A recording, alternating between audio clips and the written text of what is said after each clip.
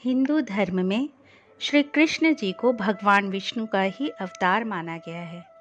ऐसे में मोर पंख का नाम सुनते ही सबसे पहले आंखों के सामने भगवान श्री कृष्ण की छवि ही प्रस्तुत होती है।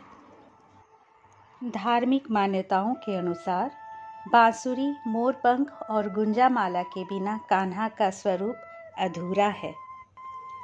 कृष्ण भगवान को मोरपंख बहुत प्रिय है। यही वजह है कि उनके मुकुट में मोरपंख हमेशा लगा होता है। शास्त्रों के अनुसार विष्णु जी के अवतारों में से सिर्फ कृष्ण ने मोर मुकुट धारण किया है। कान्हा का मोरपंख पहनना केवल प्रेम या उसके प्रति लगाव ही नहीं है, बल्कि इसके जरिए भगवान ने कई संदेश भी दिए हैं। भगवान श्री कृष्ण का श्रृंगार बहुत ही अनूठा है। श्री कृष्ण द्वारा धारण किए गए प्रत्येक श्रृंगार का अपना एक खास महत्व माना गया है। आपने भगवान श्री कृष्ण की मूर्ति या तस्वीर में उन्हें अपने सिर पर मोर पंख धारण करते हुए देखा होगा। इसके पीछे भी एक नहीं बल्कि कई खास वजह मानी गई है। आइए इस वीडियो में इसके बारे में जानते हैं। पौराणिक काल के रोचक किस्से यूँ तो पढ़ने में कहानी जैसे लगते हैं, लेकिन ये हम सबको कुछ न कुछ सबक जरूर देकर जाते हैं। ऐसा ही रोचक किस्सा हम आपको बताने जा रहे हैं, जो कि भगवान राम और कृष्ण दोनों से जुड़ा है। कहानी भगवान कृष्ण के मोर मुकुट को लेकर है। आखिर क्यों वासुदेव अपने सिर पर मुकुट में मोर पंख धारण करते हैं? इसका संबंध उनके पिछले अवतार भगवान राम से है। आइए जानते हैं इस कथा के बारे में विस्तार से। एक बार की बात है, त्रेता युग में वनवास के दौरान माता सीता जी को प्यास लगी। तभी श्री राम जी ने चारों ओर देखा तो उनको दूर दूर तक जंगल ही दिखाई दे रहा था। फिर उन्होंने प्रकृति से प्रार्थना की, हे वन देवता, आसपास जहाँ कहीं पानी हो वहाँ जाने का मार्ग कृपा कर सुझाइए। तभी वहाँ एक मयूर ने आकर श्री राम जी से कहा कि आगे थोड़ी दूर पर एक जलाशय है, चलिए मैं आपके मार्ग का पथ प्रदर्शक बनता हूँ, किंतु मार्ग में हमसे भूल चूक होने की संभावना है। तब भगवान राम ने मयूर से पूछा कि आप ऐसा क्यों कह रहे हैं? तब मयूर ने उत्तर दिया कि मैं उड़ता हुआ जाऊंगा और आप चलते हुए जाएंगे, इसलिए मार्ग में मैं अपना एक एक पंख बिखेरता हुआ जाऊंगा, उसके सहारे आप जलाशय तक पहुंच ही जाएंगे। जबकि ऐसा माना जाता है कि मोर के पंख एक विशेष समय में एवं एक विशेष ऋतु में ही गिरते हैं। मोर यदि अपनी इच्छा विरुद्ध पंखों को बिखेरेगा तो उसकी मृत्यु हो जाती है। भगवान को मार्ग दिखाने वाले मोर के साथ भी ऐसा ही हुआ। अंत में जब मयूर अपनी अंतिम सांस ले रहा होता है, तब उसने मन ही मन में कहा कि वह कितना भाग्यशाली है कि वे प्रभु जो जगत की प्यास बुझाते हैं, ऐसे प्रभु की प्यास बुझाने का उसे सौभाग्य प्राप्त हुआ। मेरा जीवन धन्य हो गया, अब मेरी कोई भी इच्छा शेष नहीं है। तब भगवान श्री राम ने मयूर से कहा कि मेरे लिए तुमने जो मयूर पंख बिखेर कर अपने जीवन का त्याग कर मुझ पर जो ऋण चढ़ाया है, मैं उस ऋण को अगले जन्म में जरूर चुकाऊंगा। कहा जाता है कि जब भगवान राम ने कृष्ण जी के रूप में अगला अवतार लिया, तब अपने सिर पर मोर पंख धारण किया और अपने वचन अनुसार उस मयूर का ऋण उतारा था। पौराणिक काल का यह रोचक किस्सा हमें इस बात की सीख देता है कि यदि कोई बुरे वक्त में हमारी मदद करता है तो हमें उसका ऋण कभी नहीं भूलना चाहिए।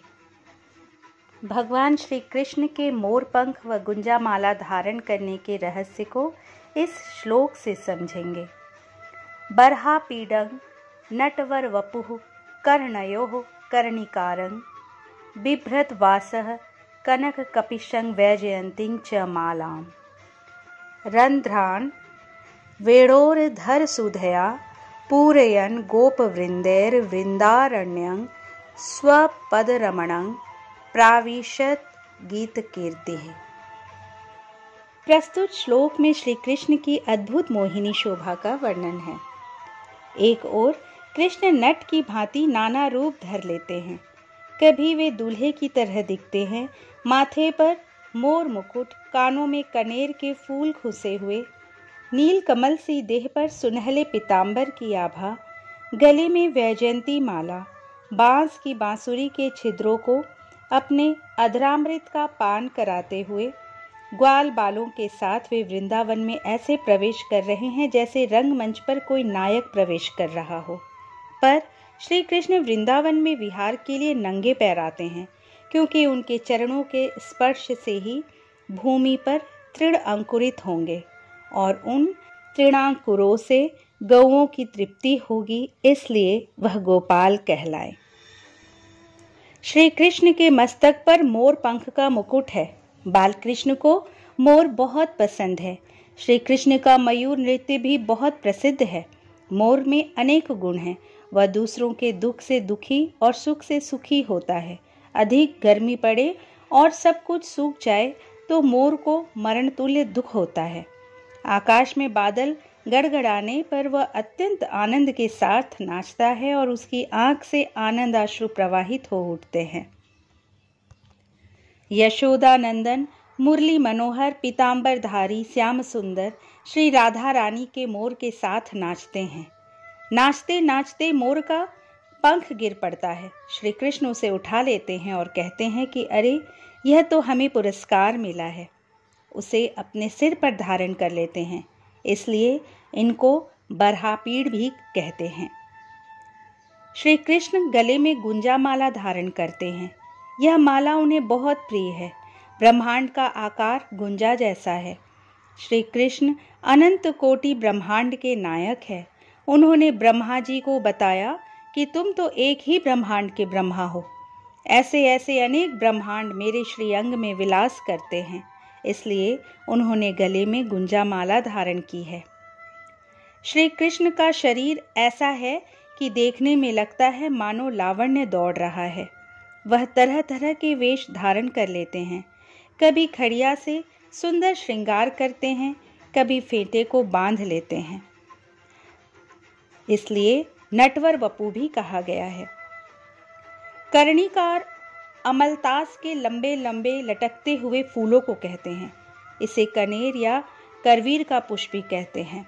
भगवान श्री कृष्ण इस गंधहीन पुष्प को अपने कान में लगा कर रखते हैं। श्री राधा का शरीर स्वर्णमयी आभा लिए हुए है, इसलिए श्री कृष्ण ने उनके समान वस्त्र धारण किए हैं। इसका एक अर्थ ये भी है कि भगवान पृथ्वी के उद्धार के लिए अवतरित हुए हैं, अतः उन्होंने पृथ्वी के पीले रंग के वस्त्र धारण किए हैं। भगवान के गले में 5 वर्ण के पुष्पों की माला है, जिसमें शोभा, सौंदर्य और माधुर्य की अधिष्ठात्री देवी लक्ष्मी जी छिपी रहती है। वेणु एक तो पुरुष है, बांस की बनती है, दूसरे कठोर है, तीसरे उसमें छेद है, परंतु इतना होने पर भी श्री कृष्ण उसे अपने अधरों पर धारण करते हैं, क्योंकि वो पोली होती है, अपने अंदर कुछ भी छिपा कर नहीं रखती। भगवान ने स्वयं कहा है, मोहे कपट छल छिद्र न भावा।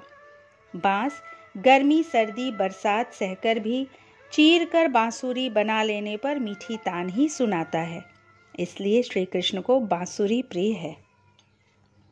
सूरदास जी के शब्दों में, राजतरी वनमाल गरै हरियावत वन तैं, फूलनी सौ लाल पाग लटकी रही बाम भाग, सो छवि लखी सानुराग टरती न मन तै, मोर मुकुट सिर सिखंड गोरज मुख मंजू मंड, नटवर वर वेश धरै आवत छवि तै, सूरदास प्रभु की छवि ब्रज ललना निरखी थकित, तन मन न्योछावर करे आनंद बहु तै।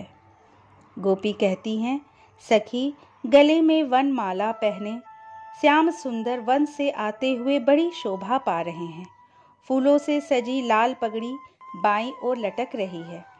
इस शोभा को देखने के बाद यह मन से हटती ही नहीं। माथे पर मोर मुकुट है, मुख गायों के खुरों से उड़ी धूल से सुशोभित है। श्रेष्ठ नट जैसा वेश बनाए बड़ी शोभा से आ रहे हैं। सूरदास जी कहते हैं कि ब्रज की स्त्रियां श्री कृष्ण की शोभा देखकर अपना तन मन उन पर न्योछावर कर देती हैं। दोस्तों, इस वीडियो में हमने भगवान श्री कृष्ण के श्रृंगार अर्थात मोरपंख, बांसुरी और गुंजा माला धारण करने के कारण को जानने का प्रयास किया है। हम तो इस ब्रह्मांड के नायक भगवान श्री कृष्ण के मनोभावों को जानने में उतने ही समर्थ है जितना वे चाहते हैं। हम सभी के तरफ से जगत के पालनहार भगवान के चरणों में कोटि कोटि प्रणाम। दोस्तों, यदि ये वीडियो आपको अच्छी लगी हो तो प्लीज़ इसे लाइक करें, दोस्तों और रिश्तेदारों में शेयर करें, और यदि अब तक इस चैनल को सब्सक्राइब नहीं किया है तो प्लीज़ इसे सब्सक्राइब कर लीजिए। अगली बार एक नए वीडियो के साथ आपसे फिर मिलेंगे। जय श्री कृष्ण।